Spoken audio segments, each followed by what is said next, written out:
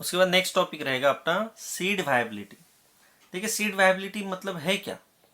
तो जैसे सीड ने क्या किया, सीड ने जो है कुछ न्यूट्रिशन को जो है अपने अंदर स्टोर करके रख दिया, ठीक है, जिसकी वजह से जब भी उसको जो है सीड को जब सूटेबल जो है कंडीशन मिलती है, सूटेबल कंडीशन में क्या है, जैसे सीड जब मैच्योर हो चुका है तो 10 से 15% उसके अंदर मॉइस्चर होता है, बराबर।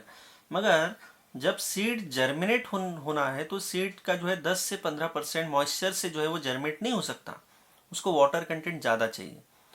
तो वो क्या करता है, फिर जैसे उसको वाटर कंटेंट अवेलेबल हो जाता है तो वो माइक्रोपाइल के थ्रू वाटर को अब्सॉर्ब करता है और फिर वो एम्ब्रियो को जैसे सेंस आ जाता है कि अब वाटर सफिशेंट अवेलेबल है, मीन्स मोर देन 15% अगर अवेलेबल है, then it will start germinating. तो वो उसके लिए सुटेबल कंडीशन है। और साथ साथ में टेम्परेचर प्रॉपर हो, लाइट की कंडीशन प्रॉपर हो, टेम्परेचर प्रॉपर हो, तब जाके कोई सीड जो है ये जर्मिनेट होता है। और वाटर अब्सॉर्ब करने के साथ साथ उसको ऑक्सीजन भी चाहिए क्योंकि उसका मेटाबॉलिक रेट जो है वो ज़्यादा होता है, तो उस टाइम उसको एनर्जी का कन्वर्जन करना होता है, तो वो एरोबिक तरह का रिस्पिरेशन करेगा, तो उसको जो है उस टाइम पे जो है क्या चाहिए, ऑक्सीजन भी चाहिए। तो ऑक्सीजन और वाटर जो है वो माइक्रोपाइल के थ्रू जो है अब्सॉर्ब करता है, ठीक है। तो वो उसके लिए सुटेबल कंडीशन है, तो वो अगर होगी तो सीड जर्मिनेट होगा। तो देखिए डेफिनेशन क्या है, it is the ability of seed, ये वर्ड जरूरी है, एबिलिटी।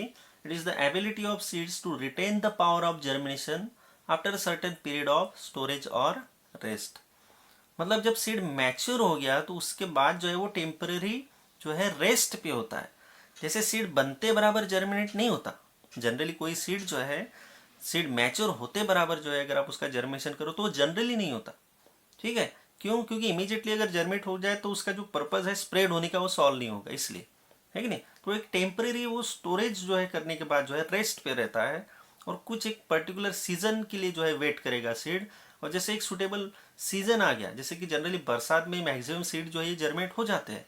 अब देखिए जहाँ पे पूरा आपको किसी खेत में जो है पूरा सॉइल ही सॉइल दिखेगी समर में, जैसे बरसात का पानी आ गया, पहली बारिश आ गई, पहली एक दो बारिश आ गई, तो पूरे जो है आपको ग्रीन ग्रीन दिखना शुरू हो जाएगा।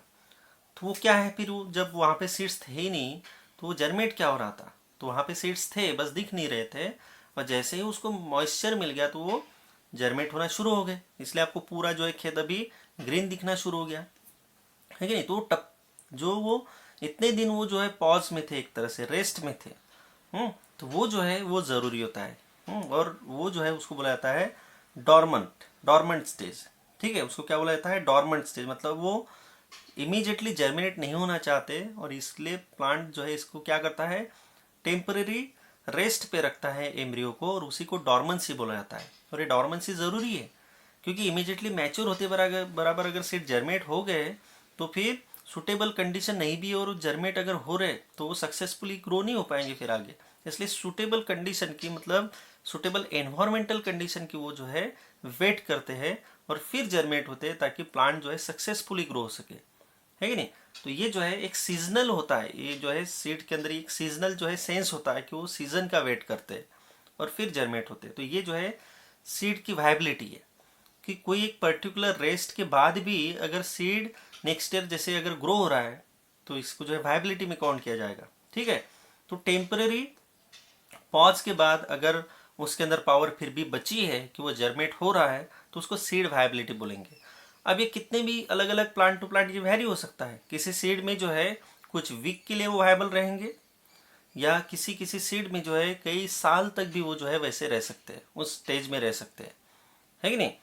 जैसे कुछ कुछ सीड्स के अंदर स्टोरेज कम है तो वो ज़्यादा टाइम के लिए जो है नहीं रह सकते, मगर कुछ सीड्स के अंदर स्टोरेज ज़्यादा है, या उसका सीड कोट हार्ड है तो वो ज़्यादा टाइम तक रह सकते हैं। तो ये डिपेंड करता है प्लांट टू प्लांट जो है ये वैरी करता है, plant to plant species to species जो है ये वैरी करता है कि कितने टाइम तक ये सीड्स वायबल रहेंगे, ये डिपेंड करेगा।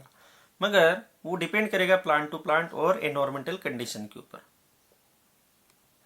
तो समझ में आ गया सीड वायबिलिटी क्या है।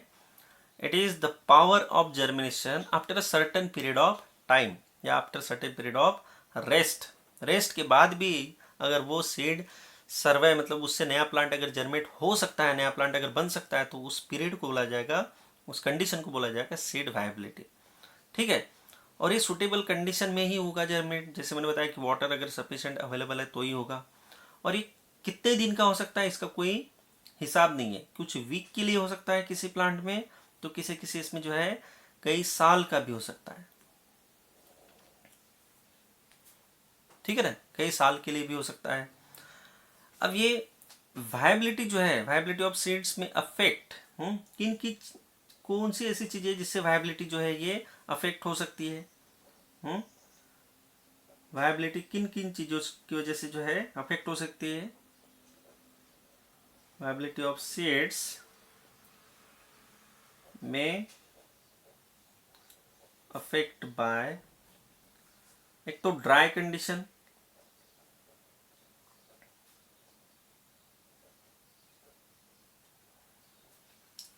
अगर बहुत ही ज़्यादा अगर ड्राई कंडीशन है, बहुत ही ज़्यादा अगर ड्राई कंडीशन है तो सीड्स के अंदर का जो स्टोरेज है, मतलब सीड्स के अंदर का जो मॉइस्चर है ये धीरे धीरे कम होते जाएगा।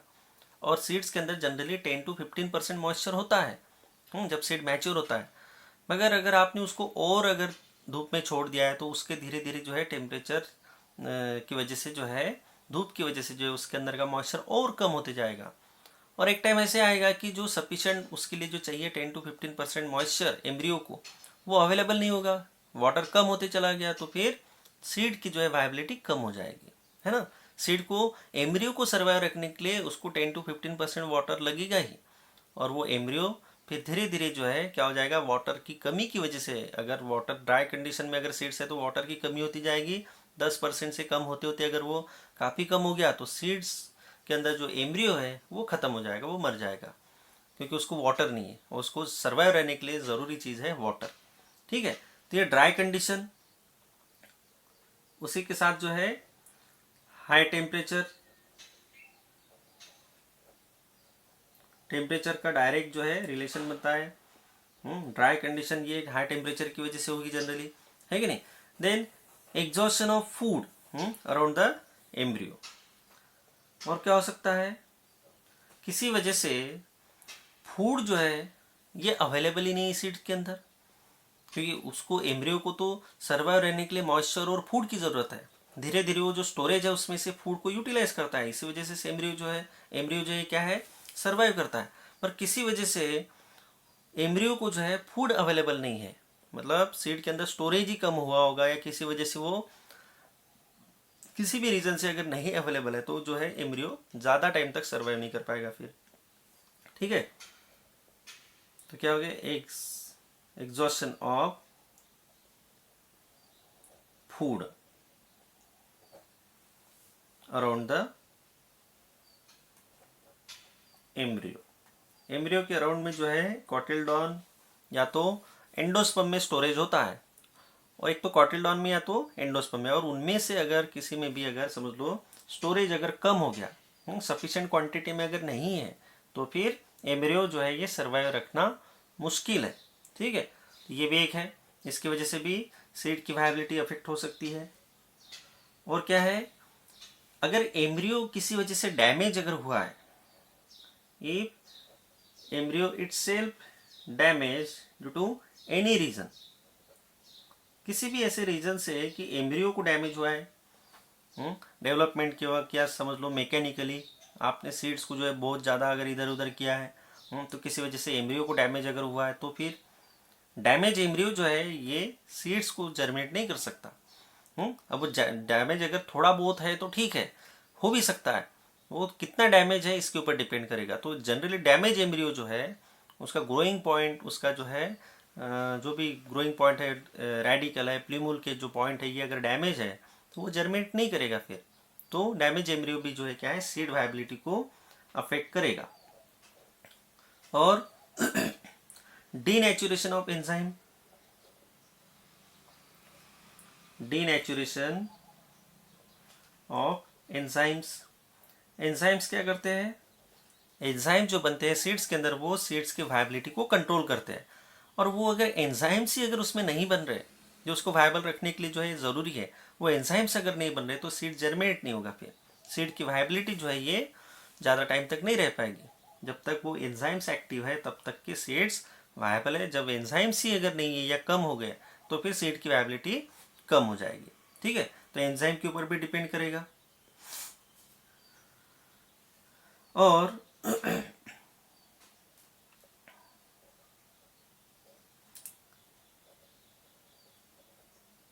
आरएनए जो है वो अगर इफेक्टिव नहीं है, देखिए सीड के अंदर जब स्टोरेज होता है तो कुछ आरएनए जो है ये पहले से ही सीड्स के अंदर बना के रखा जाता है। सीड्स खुद ही क्या करता है, कुछ आरएनए पहले से ही बना के रखता है। ये आरएनए जो है ये बहुत इफेक्टिव चीज़ है। अगर ये आरएनए पहले से अगर नहीं बनता है तो आप सोचिए, अगर आपने जो पहले के चैप्टर जो है मॉलिक्यूलर बेसिस ऑफ इनहेरिटेंस में आपने देखा है कि क्या बनता है, डीएनए से आरएनए बनता है और फिर आरएनए से प्रोटीन बनता है कि नहीं। तो जब भी सीड जर्मिनेट होता है तो पहले से कुछ स्टोर आरएनए उसके पास होता है, तो इमीडिएटली जो है प्रोटीन बन जाता है।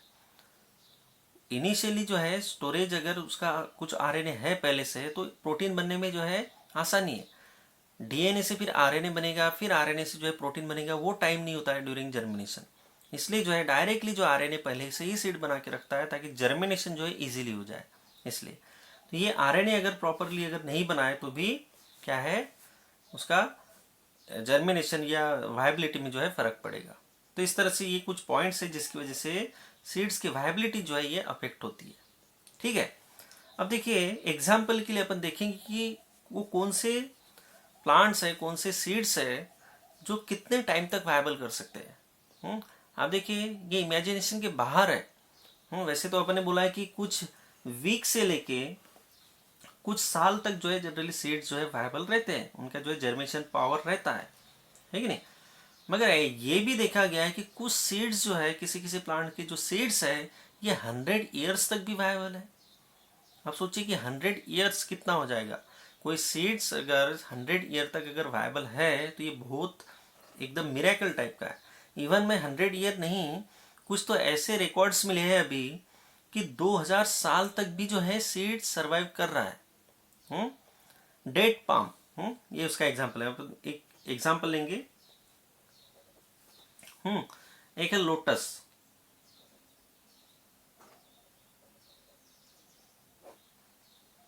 एग्जाम्पल है अपना लोटस। लोटस का नाम क्या है, निलंबो न्यूसिफेरा।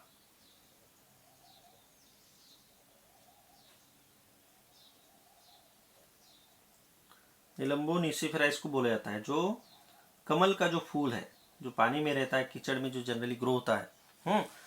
वो जो प्लांट है उसमें आप देखिए तो उसके सीड्स जो है, it can viable more than 100 years. कितना रह सकता है वो, more than 100 years.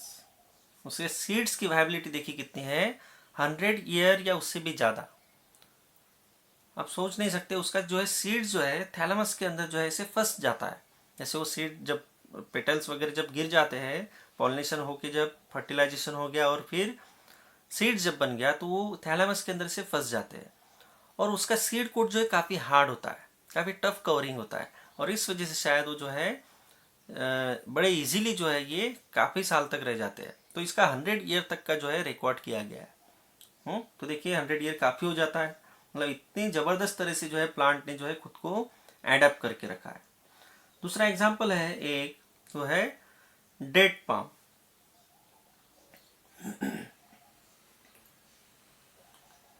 Date palm, इसका जो बॉटनिकल जो नेम है वो है फोनिक्स डक्टिलिफेरा।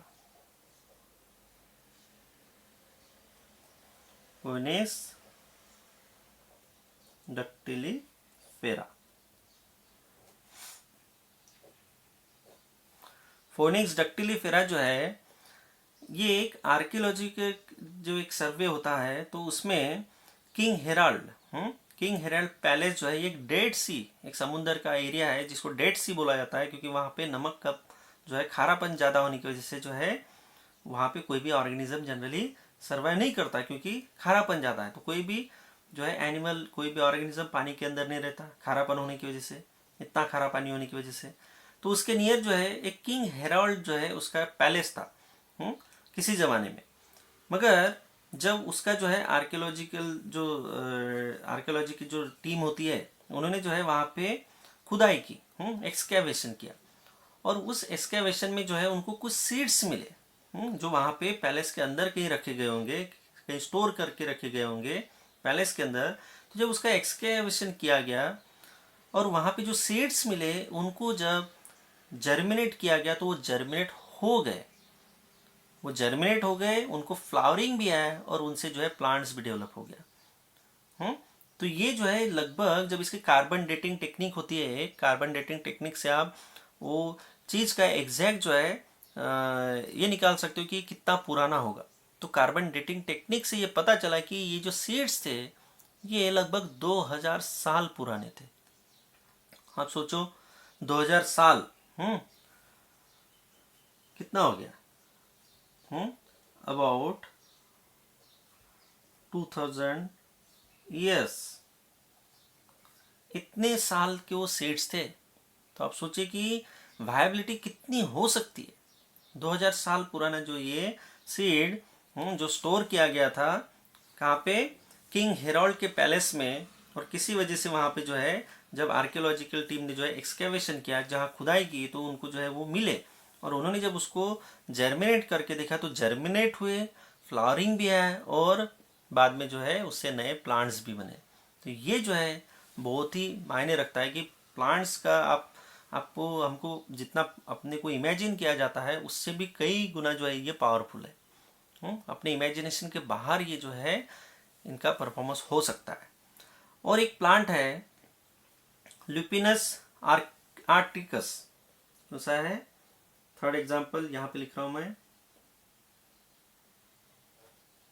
कौन सा है, Lupinus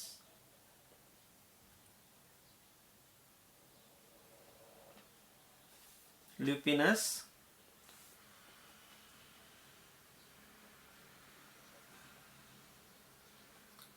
arcticus.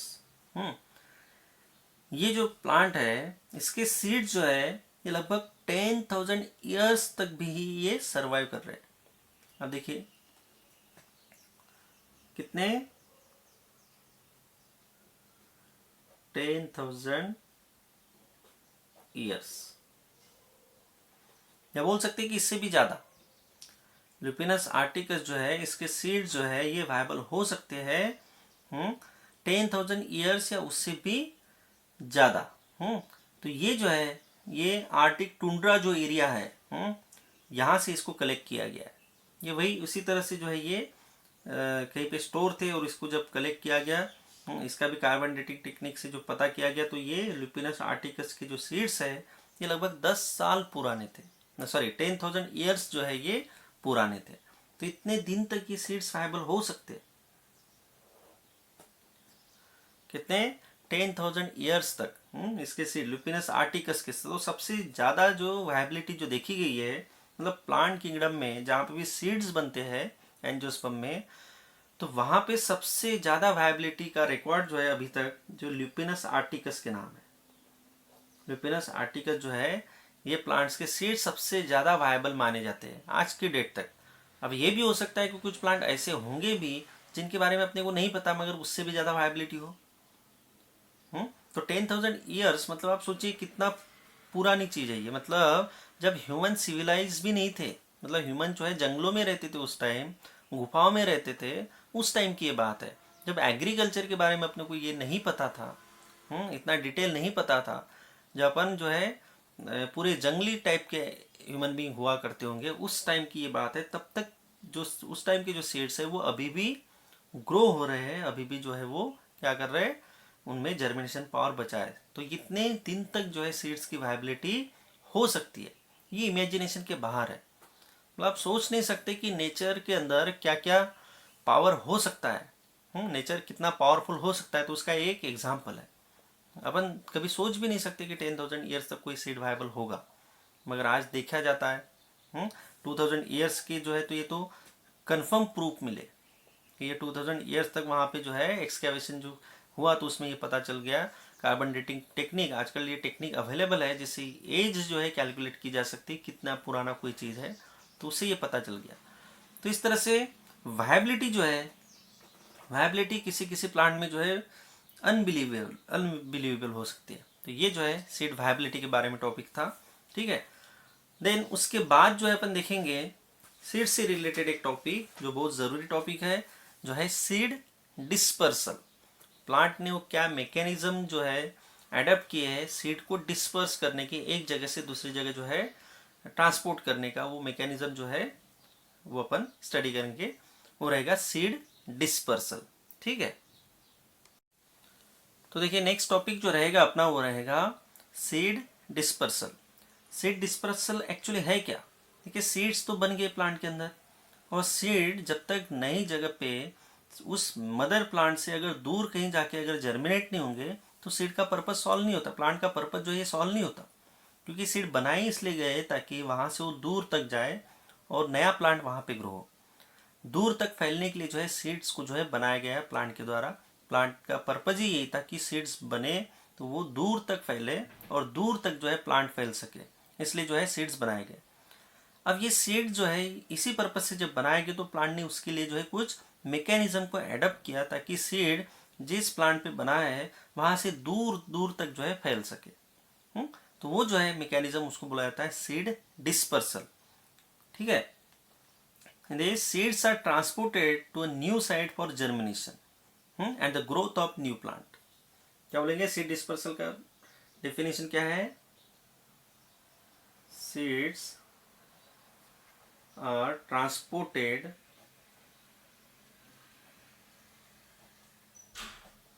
transported to new sites for germination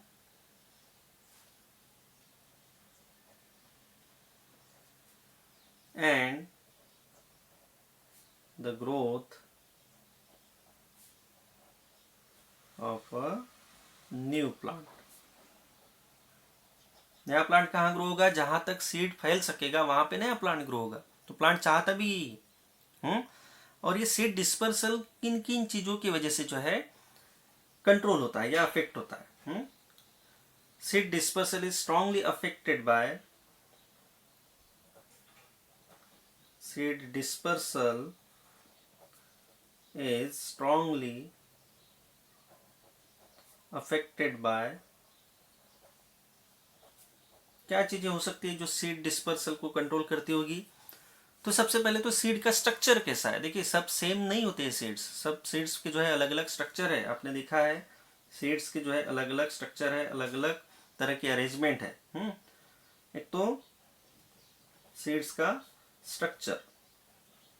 structure of seeds, ये बहुत मायने रखता है। किसी किसी सीड्स को आप देखिए तो सीड्स कैसे विंग टाइप है, मतलब पंख जैसे उसको होते हैं, विंग टाइप जो है उसके सीड्स को आप देखिए साइड में जो है वो ज्यादा दूर तक अगर कैरी होने के लिए जो है पतंग जैसे उसको बनाया गया है। पतंग जैसा अगर शेप होगा, सीड्स जैसे सीड्स को अगर विंग होंगे तो वो ज्यादा दूर तक जाएगा, ज्यादा दूर तक ट्रैवल करेगा। या किसी किसी सीड्स में जो है आप देखिए एकदम छोटे सीड्स बनाए गए, एकदम लाइट वेट है, बहुत ही लाइट वेट है, और जिस वजह से जब हवा चलती है तो तेज हवा की वजह से जो है वो दूर तक निकल जाते हैं। तो सीड्स को हल्के बनाए गए, सीड्स को विंग जैसे बनाए गए।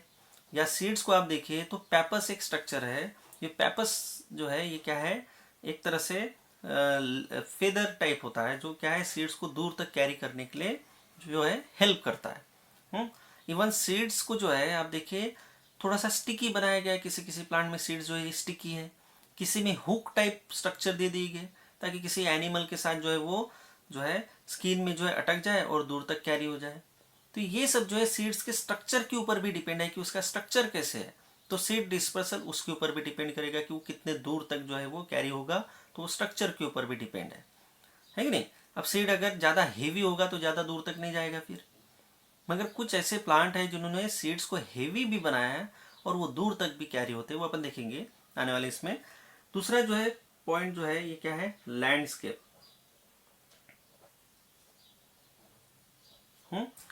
जहां पे वो प्लांट ग्रो हो रहा है उस जगह, वो जगह कैसी है, वो एरिया कैसा है।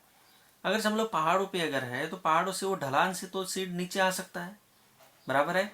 वाटर में है तो वाटर मूविंग वाटर है तो वो दूर तक जा सकता है। नदी किनारे अगर प्लांट है वहां पे अगर नदी में अगर समझ लो सीड्स अगर गिर रहा है तो वो वाटर करंट के साथ दूर तक जा सकता है। किसी तालाब में है तो वो ज़्यादा दूर तक नहीं जाएगा फिर, है कि नहीं। तो लैंडस्केप कैसा है, जंगल का एरिया तो फिर तो घना अगर जंगल है तो ज़्यादा दूर तक नहीं जाएगा फिर। वाटर अगर है तो दूर तक जा सकता है।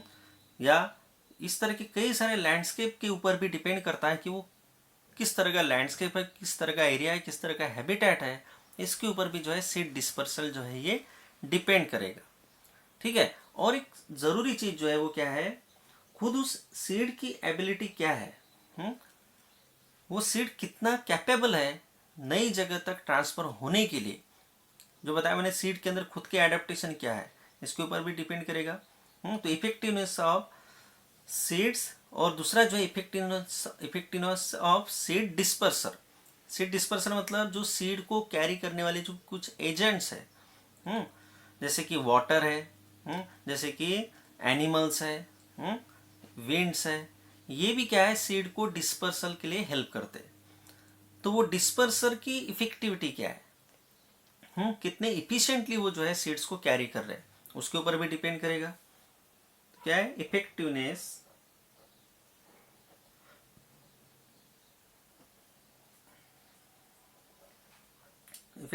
Of seed disperser. तो सीड डिस्पर्स करने वाले जो ऑर्गेनिज्म है, या विंड है, या वाटर है, ये कितने इफेक्टिवली जो है इसको कर सकते हैं, तो उनके ऊपर भी ये डिपेंड करेगा। तो ये कुछ चीजें हैं जिसके ऊपर सीड डिस्पर्सल जो है ये डिपेंड करता है। अब देखिए, सीड डिस्पर्सल जो है ये करने, सीड को जो है एक जगह से दूसरी जगह ट्रांसफर करने के लिए, सीड का ट्रांसपोर्ट करने के लिए दो तरह की एजेंसीज इन्वॉल्व है। जैसे जो पॉलिनेशन में अपन ने देखा था, पॉलिनेशन में भी दो तरह की एजेंसीज इन्वॉल्व थी, एक अबायोटिक थी, एक बायोटिक थी। अबायोटिक में विंड और वाटर आ जाते थे, और बायोटिक में कई सारे ऑर्गेनिज्म थे जैसे कि हनीबीज वगैरह। तो सेम उसी तरह से यहाँ पे भी क्या है, दो तरह की एजेंसीज है। सीड डिस्पर्सल किसके ऊपर डिपेंड करता है, सीड डिस्पर्सल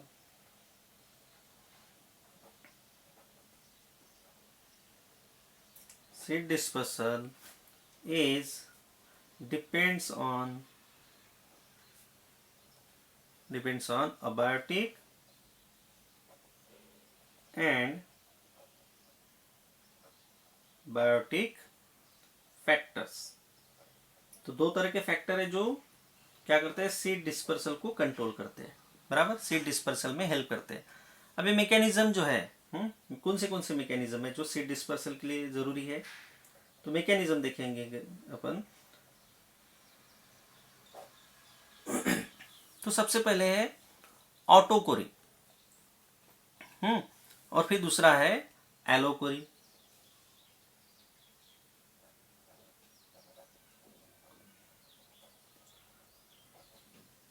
ऑटोकोरी, कोरी का मतलब है सीड डिस्पर्सल, ठीक है, कोरी का मतलब है सीड डिस्पर्सल। तो जब प्लांट्स को या सीड्स को समझ लो किसी भी वेक्टर की, मतलब किसी भी बाहरी एजेंसीज की जो है जरूरत नहीं है सीड को डिस्पर्स करने के लिए, तो उसको बोला जाएगा autochory. Mean seed dispersal without any vector, without any help, up to limited distance. मतलब अगर ये खुद के वजह से अगर करता है, किसी एजेंसीज के ऊपर, बाहरी किसी एजेंसीज के ऊपर जब ये सीड के लिए, सीड डिस्पर्सल के लिए जब डिपेंड नहीं है, तो बहुत दूर तक जो है ये सीड कैरी नहीं होगा। अप टू सर्टेन एक्सटेंट, कुछ डिस्टेंस तक के जो है ये कैरी हो जाएगा।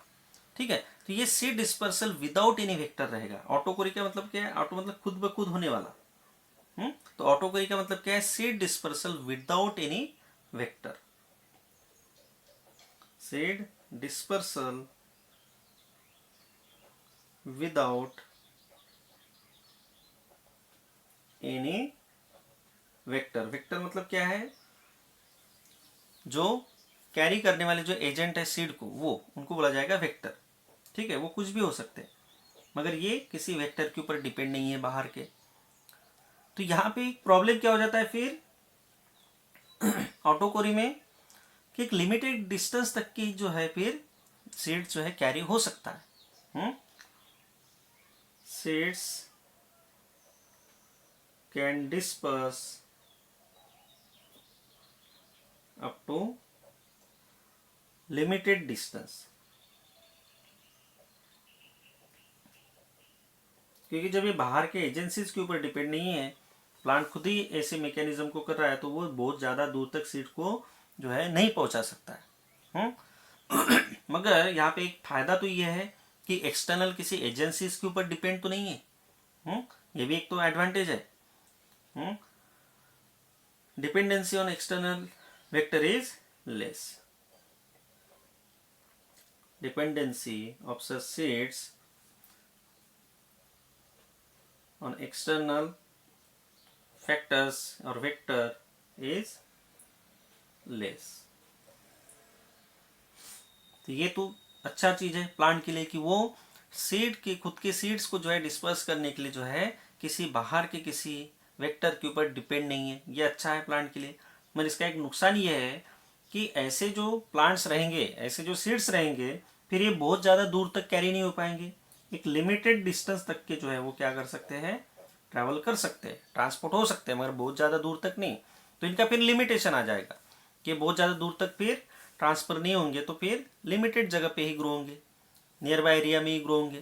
तो एक पर्टिकुलर टाइप के प्लांट एक पर्टिकुलर एरिया में ही दिखेंगे आपको, है कि नहीं। तो ये ऑटोकोरी का जो है एक क्या बोल सकते हैं कि एक तरह से डिसएडवांटेज है, ठीक है। मगर फायदा ये है कि ये दूसरे वेक्टर के ऊपर डिपेंड नहीं, तो हर बार इनको डिपेंड नहीं रहना है, ठीक है। तो ये ऑटो कोरी होता है। कोरी का मतलब होता है सीड डिस्पर्सल, और जब खुद ही प्लांट जो सीड डिस्पर्सल कर रहा है, किसी के ऊपर डिपेंड नहीं है, तो उसको बोला जाएगा ऑटो कोरी, ठीक है।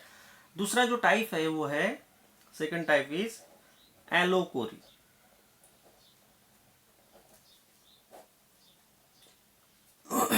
क्या है एलोकोरी?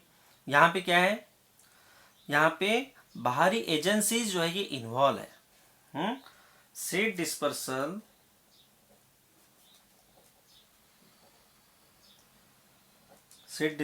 थ्रू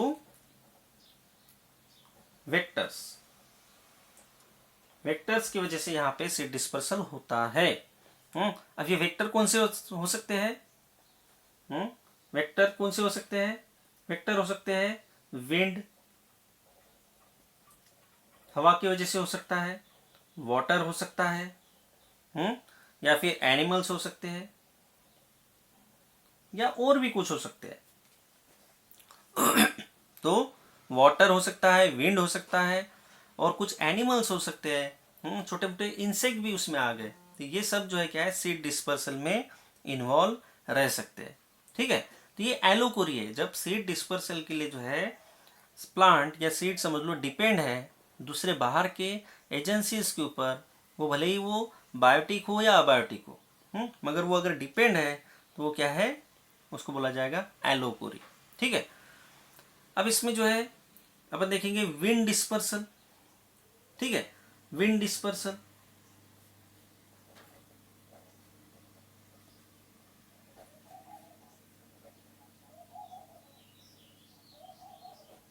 विंड के थ्रू डिस्पर्सल होता है। विंड क्या है, अबायोटिक टाइप का आ गया, फिर अबायोटिक टाइप में आ गया। तो विंड डिस्पर्सल में देखिए यहाँ पे क्या प्लांट ने खुद के लिए जो है क्या चेंजेस करके रखा है। अगर विंड के थ्रू अगर सीड को अगर डिस्पर्स होना है, तो सबसे ज़रूरी चीज़ क्या है कि सीड जो है ये लाइट वेटेड होनी चाहिए। अगर हेवी सीड होंगे तो विंड के थ्रू ज़्यादा दूर तक कैरी नहीं हो पाएंगे। तो प्लांट ने चेंज क्या किया है, उसने जो सीड्स बनाए ये क्या बनाए, फिर लाइट वेटेड बनाए। तो सबसे ज़रूरी क्या है, seeds are generally light weighted,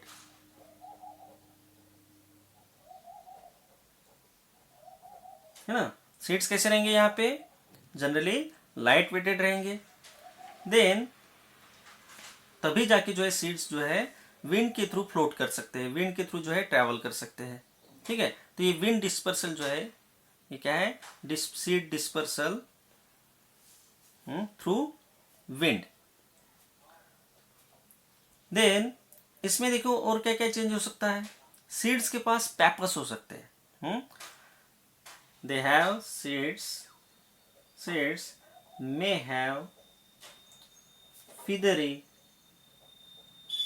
feather जैसे पंख होते हैं बर्ड्स के, उस तरह से feathery जो है स्ट्रक्चर होते हैं जिसको बोला जाता है पैपस।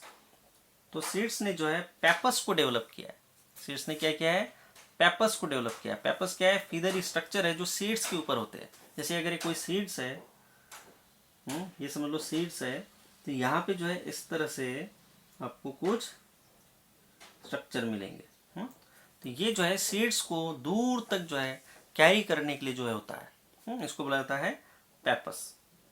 तो ये एडेप्टेशन किसी किसी सीड में देखा जाता है पेपस का, है कि नहीं।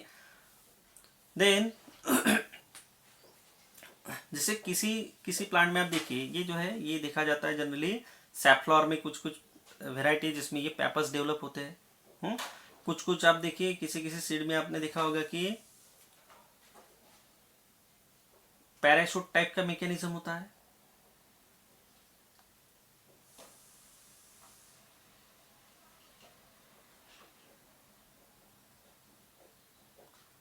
सीड के पास ऐसे लॉन्ग हेयर टाइप स्ट्रक्चर होते हैं, जिस वजह से क्या होता है, वो काफी दूर तक जो है ट्रैवल कर जाता है। तो ये भी देखा गया है। देन समारा करके एक प्लांट है, समाराज। समाराज ऐसा प्लांट है जिसके सीड्स अगर आप देखो तो उसको विंग टाइप किया गया है ना। विंग सीड उसको बोला जाता है। समाराज ने क्या किया है, विंग सीड्स को डेवलप किया है। और ये विंग सीड्स होने की वजह से जो है ये क्या है, जैसे ही प्लांट से निकले तो हवा में जैसे फ्लोट होते हुए उड़ते हुए जो है ये काफी दूर तक निकल जाते हैं, है नहीं। तो विंग टाइप है, मतलब पंख जैसे उसके जो है सीड्स को जो है लगे हैं, उस वजह से ये क्या है काफी दूर तक निकल जाते हैं। तो ये भी एक क्या है, जबरदस्त एडेप्टेशन है। पेपल्स भी एक एडेप्टेशन है कि सीड्स को जो है ज्यादा दूर तक कैरी करने के लिए। तो विंड डिस्पर्सल जो है उनमें जनरली प्लांट भी ज्यादा दूर तक सीड्स कैरी होना चाहिए, इसलिए खुद का जो है कॉन्ट्रीब्यूशन क्या दे रहा है कि वो विंग टाइप की सीड्स बना रहा है, पंख लगा के सीड्स बना रहा है, पेपर्स जैसा डेवलप कर रहा है, या फिर सीड्स को जो है हल्का बना रहा है, लाइट वेटेड बना रहा है कि नहीं। तो ये भी प्लांट क्या कर रहा है, सीड डिस्पर्सल में अपनी तरफ से जो है कॉन्ट्रीब्यूशन कर रहा है। विंड तो अपना काम करेगी, है कि नहीं। जनरली आप देखिए ग्रासेस में, आप देखिए ग्रासेस में सीड जो ये काफी हल्के होते हैं, जनरली काफी हल्के होते हैं। और क्या है, हल्के होने की वजह से जब तेज हवा चलती है तो काफी दूर तक जो है सीड्स निकल जाते हैं। और उसका जो आप इन्फ्लोरेसेंस देखिए तो बाहर होता है एकदम ऊपर की तरफ। तो जब तेज हवा चलती है तो सबसे पहले वो सीड्स को कैरी करके लेके चली जाती है कि नहीं। तो इसलिए जो है सीड जो है यहाँ पे क्या रहते हैं, लाइट वेटेड रहते हैं। दूसरा जो है देखिए वाटर डिस्पर्सल।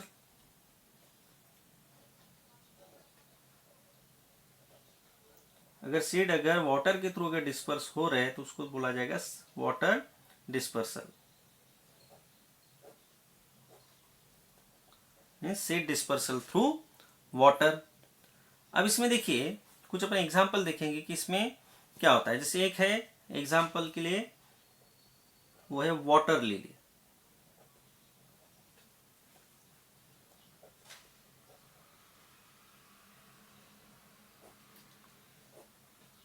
वाटर लिली जो है, इसमें देखिए क्या मैकेनिज्म है। ये क्या करते हैं, ये water lilies generally produce fruit that floats in the water. कुछ टाइम तक वो क्या करते हैं, वाटर के अंदर फ्लोट करेंगे। वाटर लिलीज के जो फ्रूट जो बनेंगे वो कुछ टाइम तक जो है वाटर के ऊपर फ्लोट करेंगे, और बाद में जो है वो बॉटम पे चले जाते हैं। अब आपको वाटर लिलीज मतलब कमल पता है, कमल का फूल तो पानी में रहता है, कीचड़ में रहता है। और ये फूल जो है भले ही ऊपर रहता है। तो जैसे ही फ्रूट बन गया, फ्रूट के अंदर सीड्स बन गए, तो फ्रूट जो है कुछ टाइम तक तैरेगा, मगर बाद में जो है ये बॉटम पे चला जाएगा, वो सरफेस पे चला जाएगा, बॉटम पे चला जाएगा, और फिर जो है वो क्या करता है, वहां पे रूट पकड़ना शुरू कर देता है ना। तो इस तरह से इसने मैकेनिज्म किया है वाटर डिस्पर्सल में। अब कुछ टाइम तक फ्लोट करता है, इससे फायदा क्या है, जहां पे बना, अब जो वाटर करंट के साथ जहां पे बना वही नहीं रहेगा ये, वैसे तो बॉटम पे जा ही रहा है, मगर कुछ टाइम रुकने के बाद जाता है। तो कुछ टाइम जो रुकता है वो टाइम के बीच में जो है वो जहां पे बना है वही नहीं रह सकता, वाटर करंट के साथ या किसी वाटर के अंदर जो भी कुछ ऑर्गेनिज्म होंगे उनके वजह से पानी हिलता है, वाटर हिलते रहता है। हवा की वजह से या किसी और वजह से अगर पानी हिलता है तो वहां जो बना हुआ जो सीड से जो फ्रूट है वो कहीं दूर निकल जाएगा, और उतना टाइम मिल जाता है उसको दूर निकलने के लिए, और उस वजह से बाद में फिर वो बॉटम पे जाता है, इमीडिएटली नहीं जाता। तो ये देखो कितना ज़बरदस्त एडेप्टेशन है कि प्लांट ने किस तरह से सोचा कि उसको जो है कुछ टाइम तक फ्लोट होना पड़ेगा अगर दूर तक अगर कैरी होना है तो इस तरह से वाटर लिलीज में ये मैकेनिज्म है कि इमीडिएटली वो बॉटम पे नहीं चला जाता, कुछ टाइम तक फ्लोट होता है फ्रूट, और फिर बाद में जो है बॉटम पे जाता है। तो उस बीच जो है कहीं और निकलने का चांस उसके पास हमेशा होता है। तो ये वाटर लिलीज में देखा गया है। देन अब देखिए कोकोनट सीड, दूसरे जो है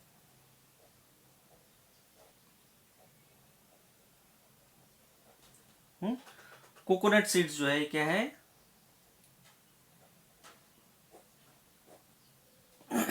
कोकोनट सीड में क्या देखा गया, कोकोनट सीड जो है ये डेफिनेटली वाटर के थ्रू ही जो है डिस्पर्सल होता है। और इसलिए आप देखिए कोकोनट ट्री जो है ये कहाँ पे ग्रो होते हैं, समुंदर के किनारे जनरली।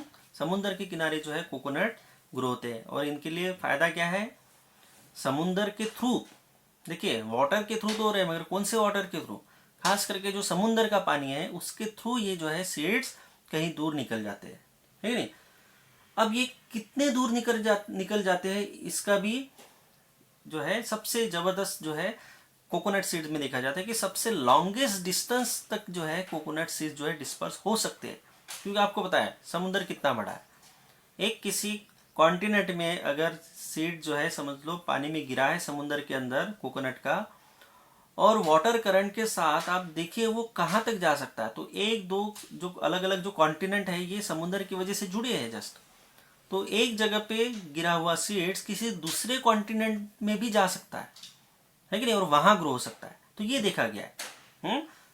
में seeds of coconut also disperse through water and the seeds of coconut can be transported by ocean and disperse up to other continent also. तो ये दूसरे कॉन्टिनेंट तक भी जो है सीड डिस्पर्सल हो रहा है, इतना जबरदस्त जो है ये कोकोनट में जो है देखा गया है। तो ये बहुत इंपॉर्टेंट है कोकोनट का। और कोकोनट में देखिए कोकोनट में जो है सीड डिस्पर्सल वाटर के थ्रू ही होगा, दूसरा कोई एजेंट नहीं उसको करने वाला। और इसलिए प्लांट पहले से जो है क्या कहाँ पे ग्रो होते हैं, ये समुंदर के किनारे पे, क्योंकि उनको पता है कि समुंदर ही है जो उनको कैरी करके लेके जा सकता है कि नहीं। तो सीड डिस्पर्सल जो है ये कोकोनट में किसके थ्रू होता है, ओशियन के थ्रू, ओशियन करंट के थ्रू होता है। Ocean play important role, ocean का यहाँ पे मेन रोल है सीड डिस्पर्सल के लिए, है कि नहीं। तो उसके बाद देखेंगे,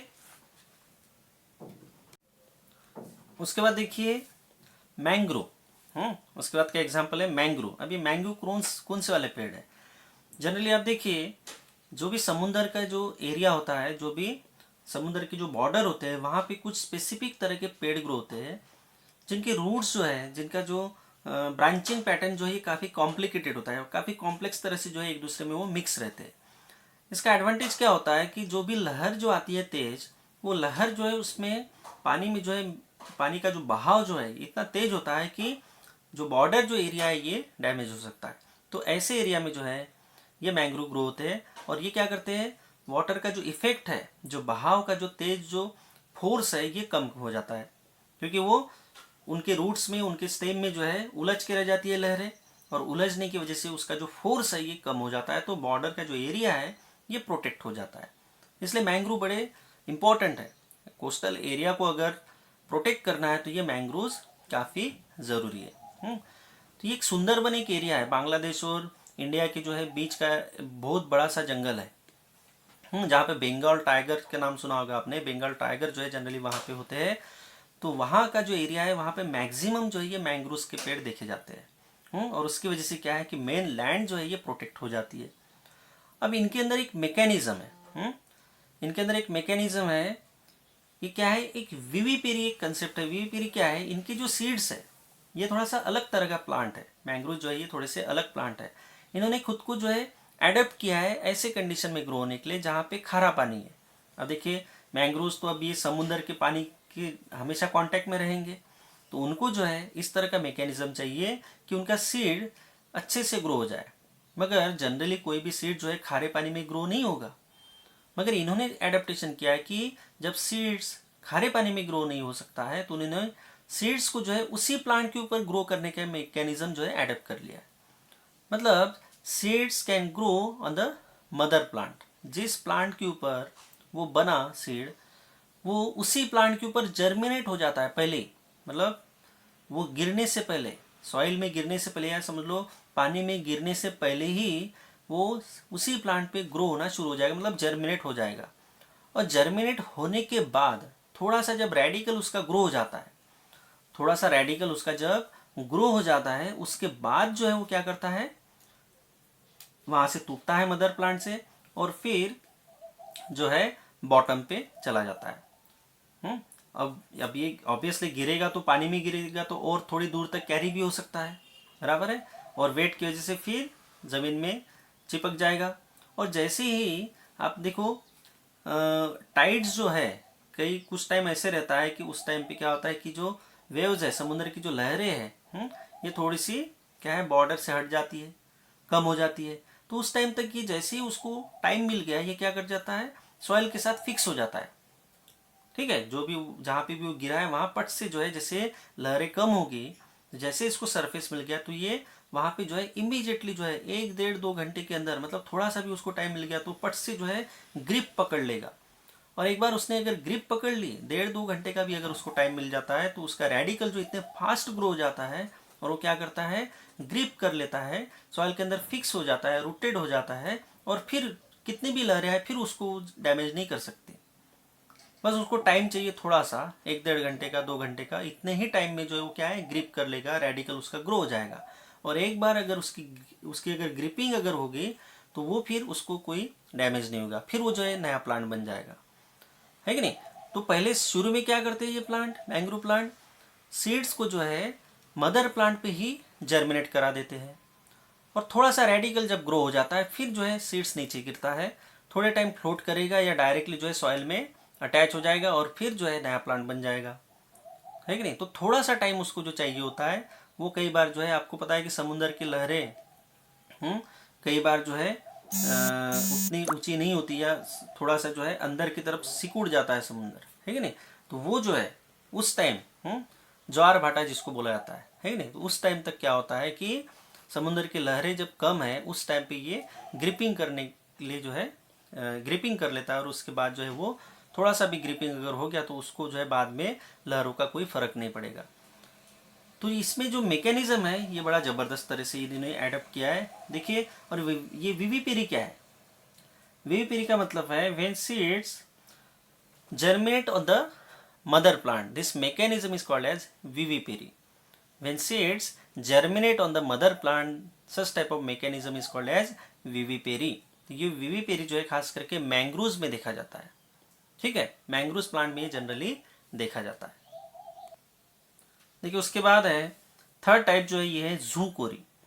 जूकोरी का मतलब क्या है, जब कोई भी एनिमल, कोई भी इंसेक्ट या कोई भी बर्ड्स या कोई भी इस तरह का ऑर्गेनिज्म जब क्या करता है, सीड डिस्पर्सल करता है, तो उसको बोला जाता है जूकोरी। जहां पे जू मतलब ऑर्गेनिज्म की बात हो रही है, कोई भी ऑर्गेनिज्म अगर इन्वॉल्व है तो उसको बोला जाएगा जूकोरी, ठीक है।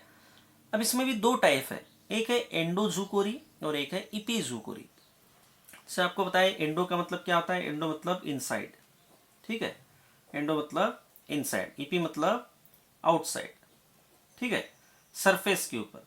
तो यहाँ पे एंडो कैसे हो रहा है, देखिए कई सारे आपने ऑर्गेनिज्म जैसे बर्ड्स है, बर्ड्स क्या करते हैं, बर्ड्स क्या करते हैं जनरली कोई भी सीड्स को खाते हैं। अब कोई सीड्स का सीड कोट अगर हार्ड है तो वो उसको जो है डाइजेस्ट नहीं कर पाता है, तो उसके एक्सक्रेटा के साथ जो है वो सीड्स बाहर आ जाता है, और फिर वो जहाँ बर्ड्स जाएगा, आपको पता है बर्ड्स तो कहीं पे भी घूम सकता है, जहाँ जहाँ पे बर्ड जाएगा वो कहीं पे भी सीड जाके गिर जाएगा, जहाँ गिरेगा वहाँ जर्मेट हो जाएगा, है कि नहीं। आपने देखा होगा किसी बड़ी सी बिल्डिंग पे, पुरानी बिल्डिंग पे जो है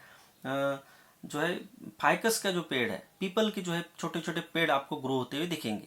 तो पीपल का जो सीड है वो तो हेवी होता है, मगर पीपल का सीड जब हेवी है, थोड़ा हेवी है, इतने इजीली उड़ नहीं जाता है बिल्डिंग के ऊपर, मगर फिर वहाँ पे सीड्स गया कैसे, वो जो बर्ड्स है ये इसको खाते हैं, और उसके एक्सक्रेटा के साथ बर्ड्स तो फिर बिल्डिंग पे बैठते हैं और फिर वहाँ पे सीड, उनके एक्सक्रेटा से जो निकला हुआ सीड है वो वहाँ पे जो है गिर जाता है। और इसकी वजह से अब देखिए पाइप के ऊपर, किसी पुरानी बिल्डिंग के ऊपर, कहीं पे भी जो है ऐसे गैप में जो है खिड़कियों के ऊपर ऐसे जो है खंडर जो होते हैं वहाँ पे आप देखिए तो ऊंची जगह पे भी जो है ये सीड्स के से जो है प्लांट ग्रो हो जाते हैं। मगर वो जो है प्लांट्स ने नहीं भेजे थे, वो किसकी वजह से गए, उन बर्ड्स की वजह से गए। तो जब सीड्स को खा के जो है क्या किया जा रहा है, सीड डिस्पर्सल किया जा रहा है, तो इसको बोला जाएगा एंडोजूकोरी। इसको बोला जाएगा एंडोजूकोरी। और तो कुछ तो मैमल्स भी है, बर्ड्स तो है, मैमल्स भी है, कुछ इंसेक्ट्स है, कुछ फिश भी है इसमें जो इस तरह से करती है, वो पचा नहीं पाते। और इस वजह से क्या होता है, जैसे चंदन का आपने सुना होगा, चंदन जो है, चंदन के जो सीड्स है ये बर्ड्स खा लेते हैं। और सीड्स खाने के बाद वो पचता नहीं है क्योंकि उसका सीड कोट हार्ड है, तो पचता नहीं है। तो वो जो है बर्ड्स क्या करते हैं, उसको छोड़ देते हैं, उसके एक्सक्रेटा के साथ जो है गिर जाता है। तो जहाँ वो गिरेगा, उल्टा तो ऐसे देखा गया है कि जो सीड्स बर्ड्स के एक्सक्रेटा से, मतलब उसके जब पेट से निकल के आता है तब उसका जर्मिनेशन और अच्छा होता है। मतलब उसका सीड कोट जो है यू थोड़ा सा सॉफ्ट हो गया। तो उसमें जो है परमेबिलिटी बढ़ गई, वाटर जो है अब्सॉर्ब करने की पावर बढ़ गई। थोड़ा सा हार्ड था, उसके जब गट से गया, उसकी जो है पेट से जब वो गया तो उसके जो है थोड़ा सा जो हार्ड सीड कोट था थोड़ा सॉफ्ट हो गया।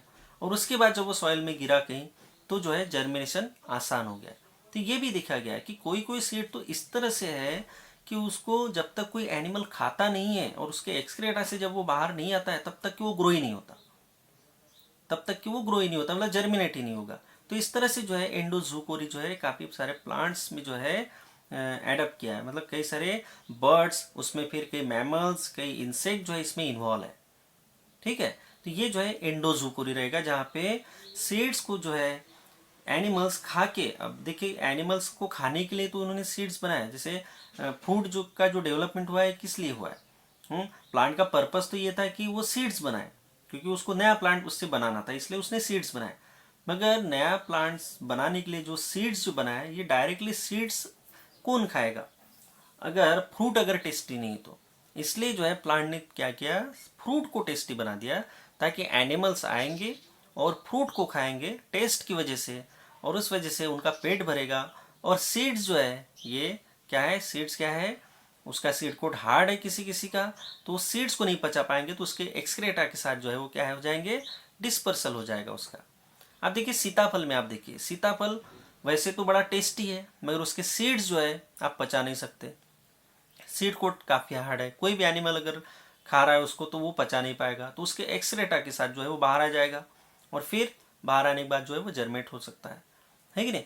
तो इस तरह से सीताफल जैसे और भी बाकी फ्रूट है जिसमें क्या है, सीड कोट हार्ड है और वो जो है फिर खाने के बाद जो है वो पचता नहीं, तो इसलिए बाहर आ जाता है एक्सरेटा के साथ। और इस तरह से सीड डिस्पर्सल होता है। मतलब एज ए ह्यूमन बीइंग अपन भी कई सारे जो है सीड्स को डिस्पर्सल करने के लिए रिस्पॉन्सिबल है। जैसे कि मैंने बताया कि सीताफल के सीड्स अपन खाते तो नहीं है, मगर सीताफल खाने के बाद जो सीड्स बच जाते हैं वो थूक देते हैं, या जमा करते हो डस्टबिन में डाल देते हैं या कहीं फेंक देते हैं, वो उससे जो है प्लांट बन जाता है फिर। मतलब वी ऑल्सो इन्वॉल्व, अपना भी कंट्रीब्यूशन है सीड डिस्पर्सन में और काफ़ी हद तक है कि नहीं। तो ये एंडोजूकोरी है जो बाय इंगेशन किया जाता है। इंगेशन मतलब खा के, आप जैसे सीड्स को खा रहे हैं तो नहीं पच रहा है तो वो क्या हो गया, एक तरह से बाद में एक्सक्रेटा के साथ बाहर आ गया तो वो क्या हो गया, इंगेशन हो गया। इंगेशन एंड एक्सक्रेशन, ये प्रोसेस से जो है सीड डिस्पर्सल हो रहा है एंडोजूकोरी में। इंगेशन मतलब खाना और इगेशन मतलब क्या है, जो खाया हुआ है जो नहीं पचा है वो बाहर निकल जाना। ये जो है इंगेशन एंड इगेशन, एक्सक्रेशन जिसको बोला जाता है, इसकी वजह से ये एंडोजूकोरी पॉसिबल है। ठीक है, अब देखिए स्क्यूरल का एक एग्जाम्पल इसमें एंडोजूकोरी में देखा जाता है। स्क्यूरल जो है ये थोड़ी सी अलग तरह से बिहेव करती है। इसका प्रॉब्लम क्या है, ये क्या करती है स्क्यूरल, इसकी आदत है कि ये सीड्स को कलेक्ट करती है।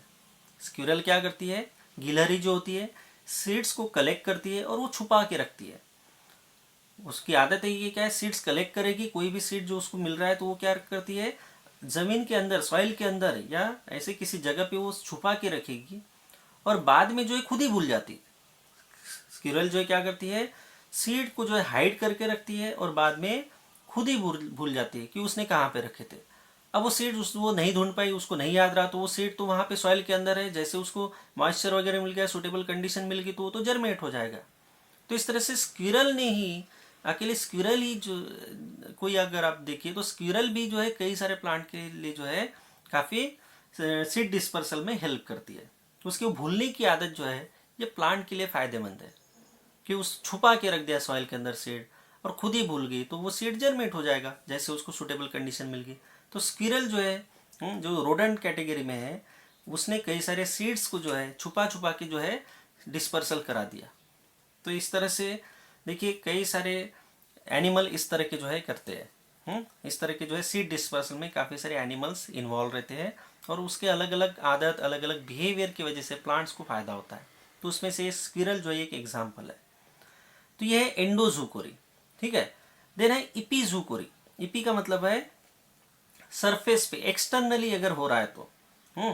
अब देखिए सरफेस पे जब हो रहा है तो सीड डिस्पर्सल के लिए कुछ स्पेशल तरह के मैकेनिज्म लगेंगे। क्योंकि सरफेस से अगर हो रहा है, कोई अगर समझ लो कोई एनिमल अगर जंगल में घूम रहा है और वहाँ पे जो प्लांट है, जो छोटे छोटे जो प्लांट रहेंगे, तो उसके सीड जो है कई बार उसकी बॉडी के साथ, क्योंकि बॉडी पे हेयर होते हैं उनके एनिमल्स के, याक वगैरह देखो आप, उनकी स्किन पे कितने हेयर है। तो ऐसे जो एनिमल्स है जिनकी काफ़ी हेयर स्किन होती है, तो इनके हेयर्स में जो है वो सीड्स अटक जाते हैं, और अटक के जो है काफ़ी दूर तक कैरी हो जाते हैं। फिर जहाँ जहाँ पे वो एनिमल जाएगा तो किसी वजह से वहाँ पे गिर जाएंगे, और फिर वहाँ पे नया प्लांट ग्रो हो जाएगा। तो एक्सटर्नल अटैचमेंट जो है ये अचीव करने के लिए प्लांट्स ने खुद के सीड्स में इस तरह से कुछ चेंज किया है। वो चेंज क्या है? एक तो अधेसिव म्यूकस।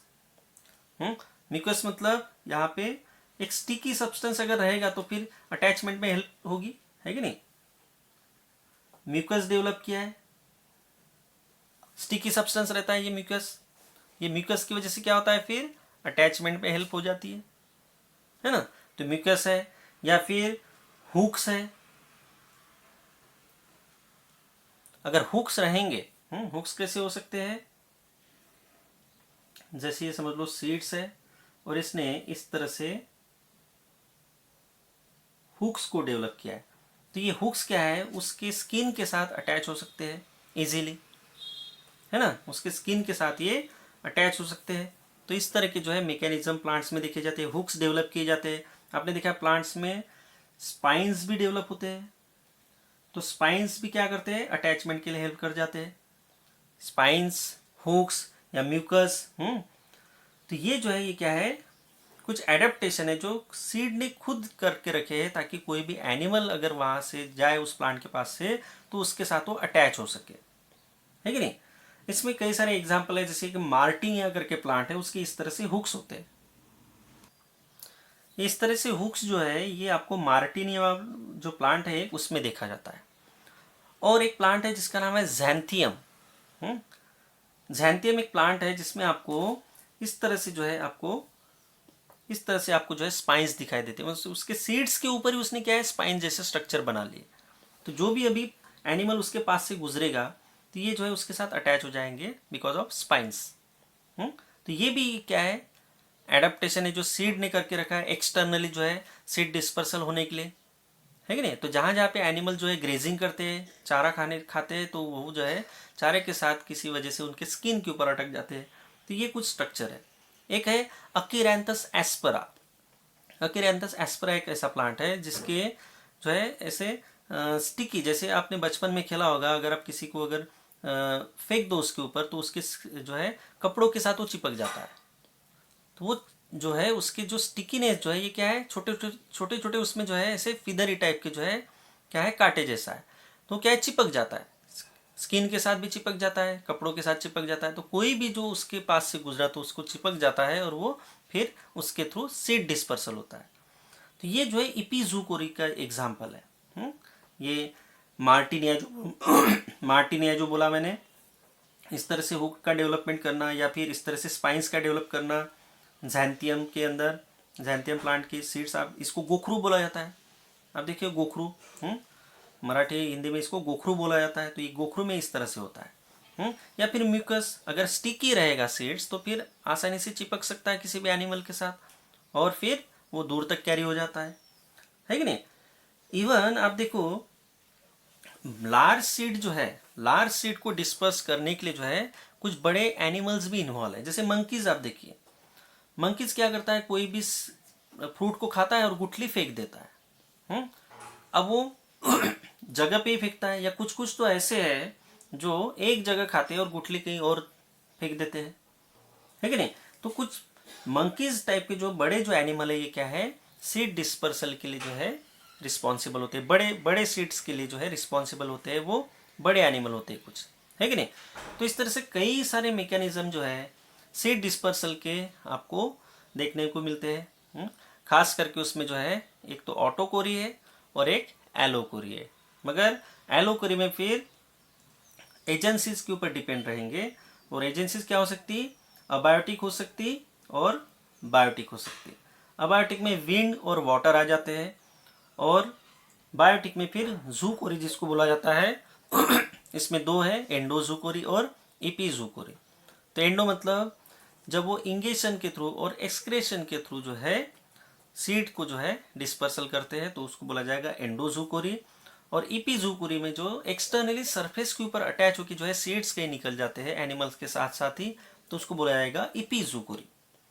तो समझ में आ गया। इस तरह से सीड डिस्पर्सल जो है ये प्लांट्स ने इस तरह से जो है एडप्ट करके रखा है। तो कई सारे मैकेनिज्म है। ये तो कुछ एग्जाम्पल अपन ने बहुत थोड़े एग्जाम्पल लिए, मगर कुछ जो है इसमें और अलग अलग तरह के एग्जाम्पल आप देख सकते हैं, है कि नहीं।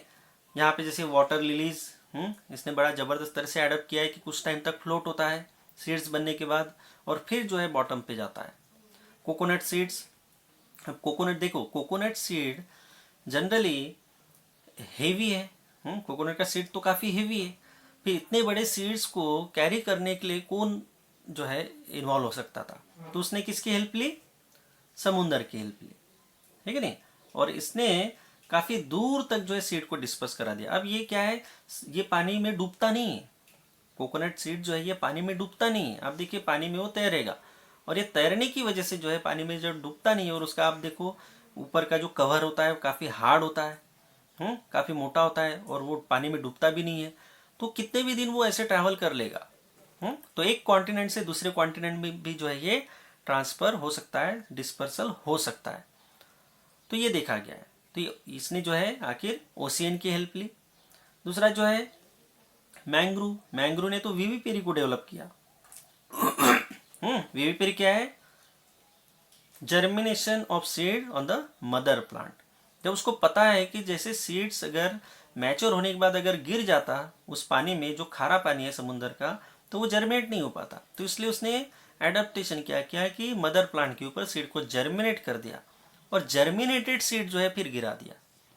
फिर जैसे उसको थोड़ा सा टाइम मिल गया तो उसने ग्रिपिंग कर ली, रेडिकल ग्रो हो गया, और फिर जो है प्लांट बन जाता है जल्दी। फिर उसको पानी का फर्क नहीं पड़ेगा। तो इस तरह से जबरदस्त तरह से जो है अलग अलग तरह के मैकेनिज्म सीड डिस्पर्सल में देखे जाते हैं। ठीक है, तो यहाँ पे जो है आपका सीड डिस्पर्सल वाला जो पोर्शन है ये फिनिश होता है। यहाँ पे आपका सीड डिस्पर्सल वाला जो है पोर्शन फिनिश होता है। सीड वायबिलिटी को अपन ने देखा, सीड्स के एडवांटेजेस क्या है ये अपन ने देखा। एंजियोस्पर्मिक जो सीड है उसके अलग अलग पार्ट्स देखे अपन ने, जैसे सीड कोट, एम्ब्रियो और एंडोस्पर्म। ठीक है, इसके बाद एक टॉपिक रहेगा इस चैप्टर से रिलेटेड, वो है अपोमिक्सिस।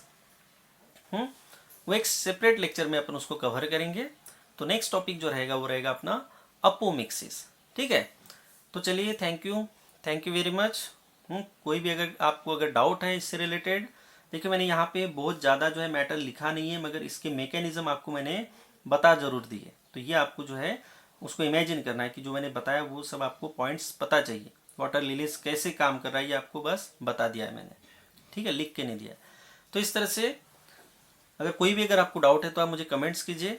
ठीक है, तो चलिए थैंक यू वेरी मच।